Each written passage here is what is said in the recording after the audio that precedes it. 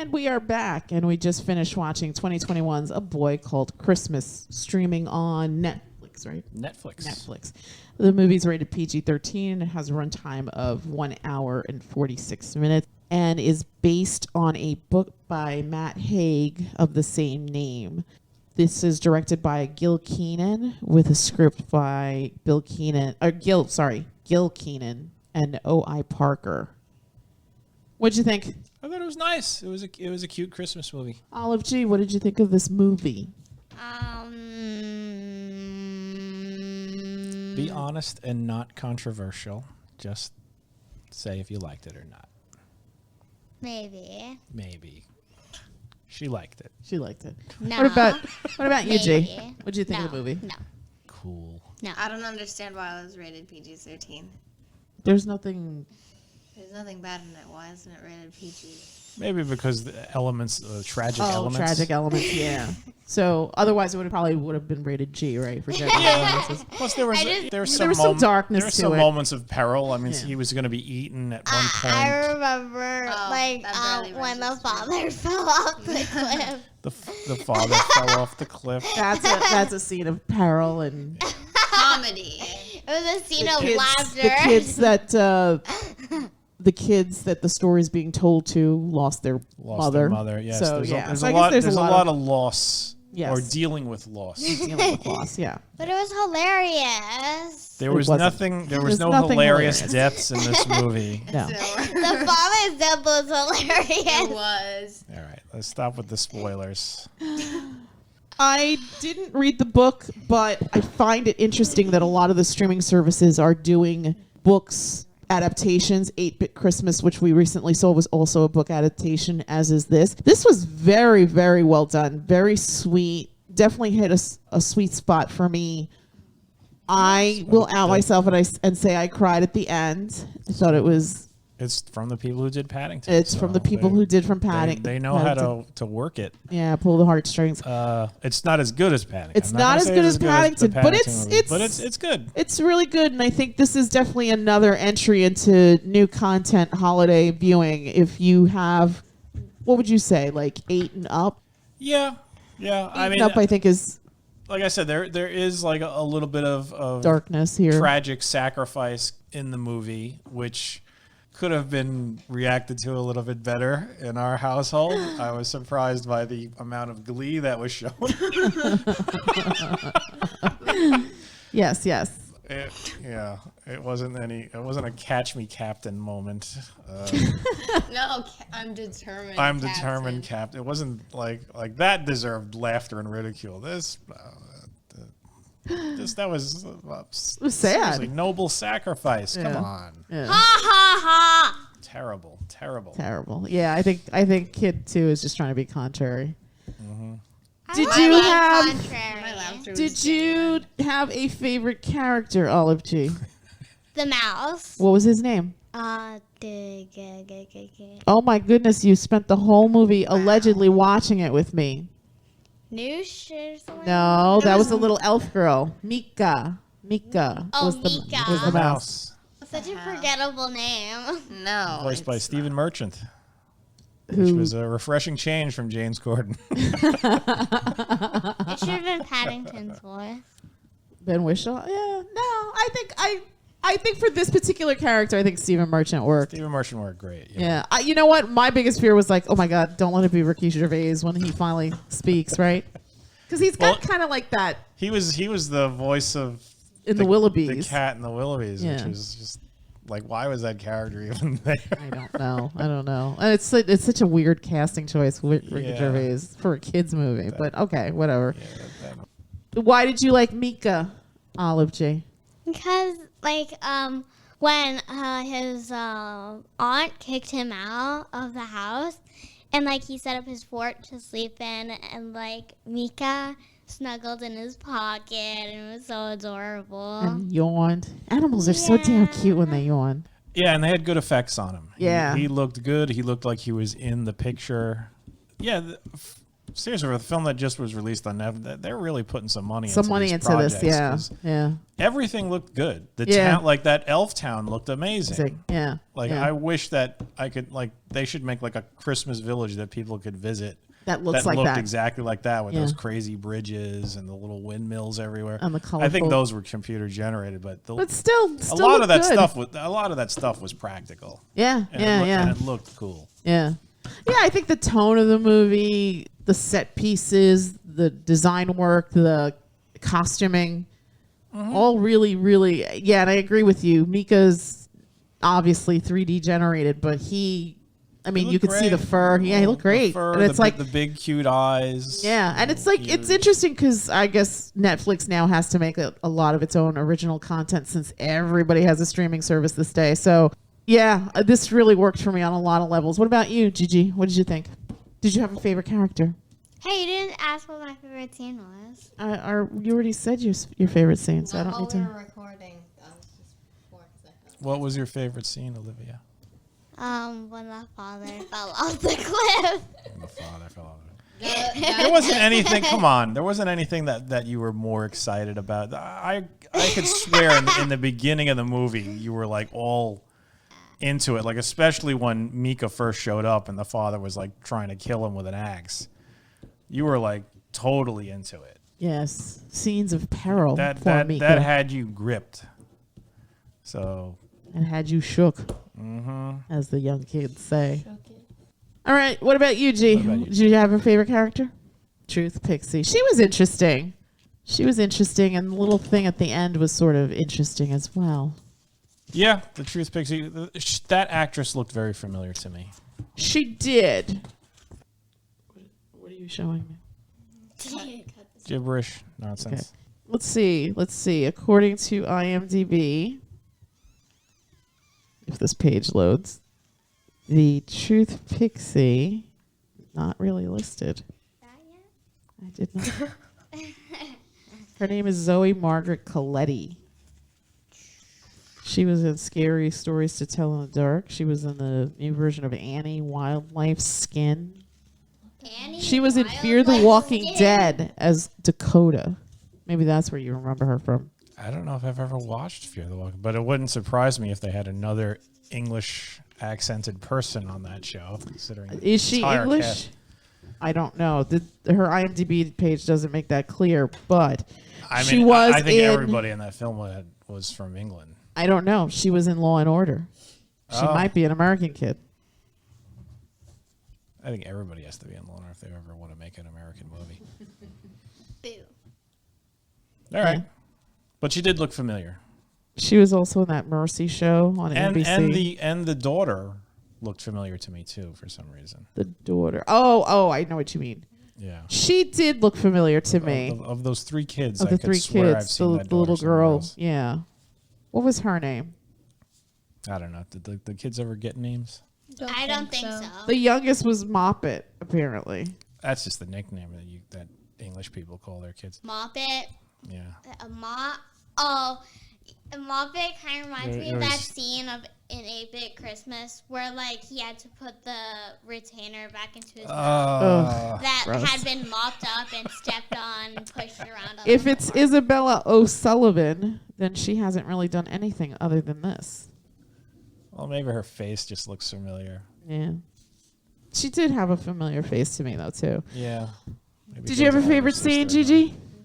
Mine was my favorite was the same as Olivia's. The father falling out the cliff.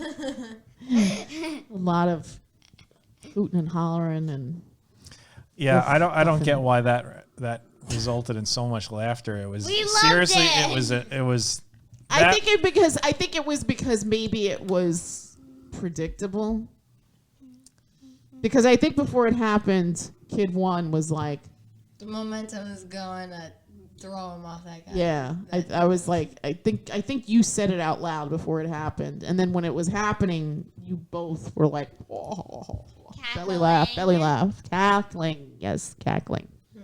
Yeah, I didn't quite get the need for the cackling. To me, it was. I guess it's to break up the solemnity of the moment. It was a noble sacrifice. That was not a moment for any kind of laughter.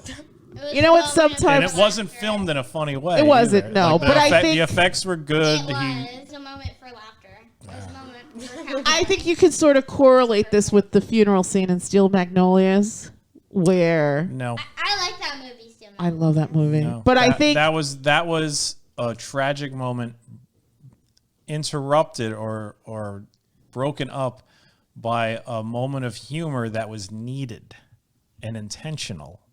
There was no humor intended in this scene. Yes, perhaps, there was. It but was sometimes you hilarious. need It to was have levity in. hilarious. This child had like one tragedy after another. He lost his mother. He's barely eating. His father goes away for the greater good, leaves him with this horrible relative who kicks him out of his own home. Yeah, he has to sleep I in a wood mean- hovel outside in the snow. Jeez Louise. I mean, this kid was repeatedly life's punching bag Yeah, and then Oh, and also his doll was cooked into a meal for him. for him. The doll that his mother made for ate him. his doll. Yeah, which was sad. Yeah. That's gross. He watches his own father die. Yeah, I mean, this kid had just one. Right, but none of that was meant to be funny. But I'm saying that sometimes you need like a. Hilarious. I'm not. I agree with Do you, you- but do I'm you- trying to make an excuse for these two lunatics Wait, by So saying that. you're saying that our children needed a moment of levity, and they Perhaps. found it where they could. Perhaps Because I in know. the movie, that was not a moment of levity. it wasn't. But I think that because Kid One said this is what's going to No, no, no, happen, no. and then to see it happen. All right, you tell me. The scene was not intended to be funny. It was intended to be sad, but me and Olivia are just like twisted maniacs. So we laughed at it.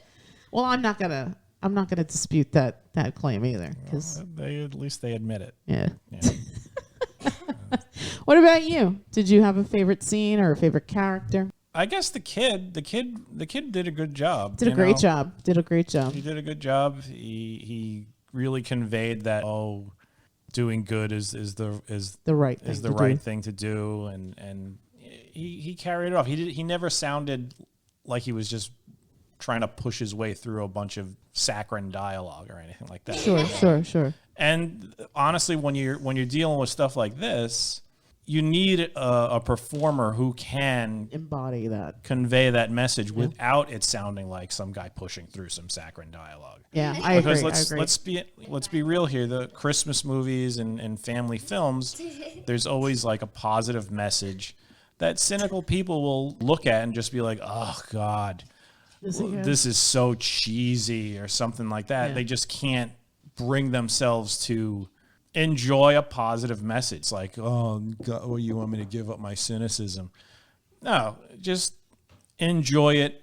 There's nothing wrong with having a positive attitude. There's nothing wrong with being enthusiastic about something and liking what you like. Yeah. And Agreed. watching something that makes you feel good. Yes. And when you have stuff like that, having a performer who can get that message across, give that performance, convey that message, that moral, that really helps. Sure, I mean, we've seen tons of like bad Christmas stuff or family kid films.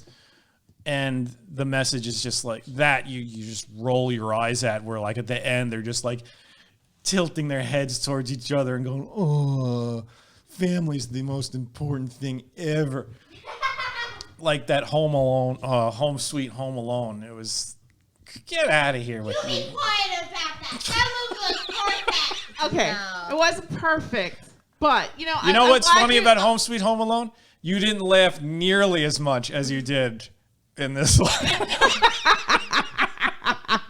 Take that, Oliver. And that was intended to be funny. I'm glad you brought that up because I have a twofold question for everyone here at this table. I'm going to start with Gigi. Gigi, of the new original movies that we've seen, whether it's 8-Bit Christmas, Home Sweet Home Alone, or A Boy Named Christmas, which one of those three is your favorite?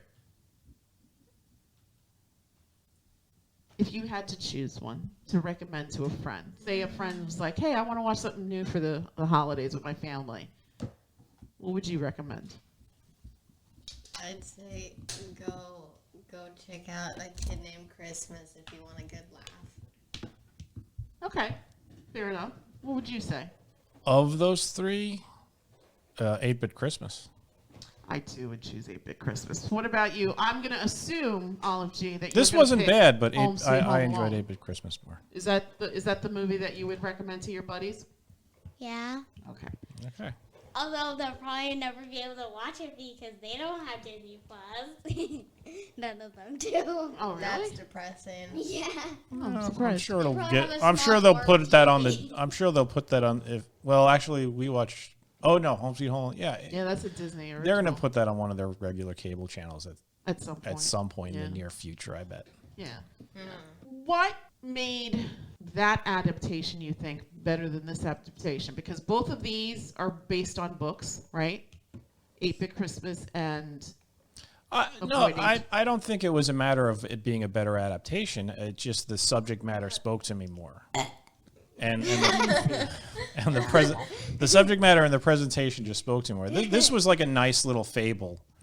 8-Bit Christmas was just fun all the way through. This had more sort of like moments that were trying to like pull on your heartstrings. yes, agreed. 8-Bit Christmas agreed. did have that like at that towards the end. towards the end more and whatnot, and the message was sort of like really like with 8-Bit Christmas, you really sort of had to like whittle through the story to get that message. It was like it was there all along, but you kind of like earn that message. Sure. This also had that, but this was also more along the lines of something that was going to pull on your heartstrings, and like I said, it's more of a fairy tale. Right.